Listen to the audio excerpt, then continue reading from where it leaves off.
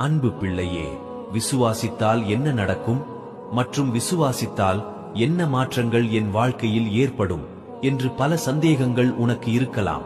இதே உலகத்தில் வாழ்ந்தவர்களின் வாழ்க்கையில் கடுகு அளவு விசுவாசம் என்ன மாற்றத்தை கொண்டு வந்தது என்று உனக்கு இப்பொழுது சொல்லுகிறேன்.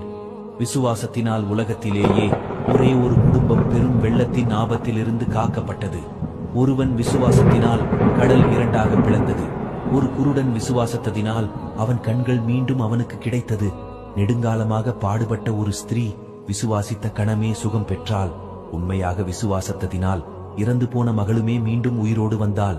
அன்பு பிள்ளையே, கடுகளவுதானே உன்னிடம் கேட்கிறேன், அது எனக்காக செய்ய மாட்டாயா? அந்த விசுவாசத்தை உனக்குள் அக்கினியாய் நான் இருப்பேன்.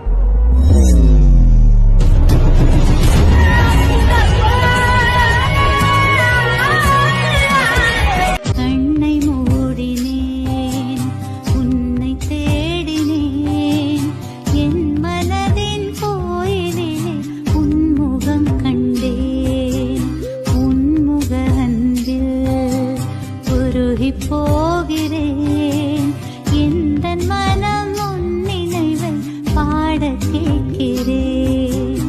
உன்னை கண்ட பின் என்ன வேண்டுவேன், என்ன வேண்டுவேன்? இயேசு தெய்வமே, உன்னை நான் பிரியா வரமாய் வருவாய், அருள் புரிவாய். கடந்த நாட்களில் நடந்த காரியம் நினைத்து தினம் கலங்கினாலும் நடந்ததெல்லாம் நன்மைக்கேதுவா என் தகப்பனே மாற்றுகிறீ.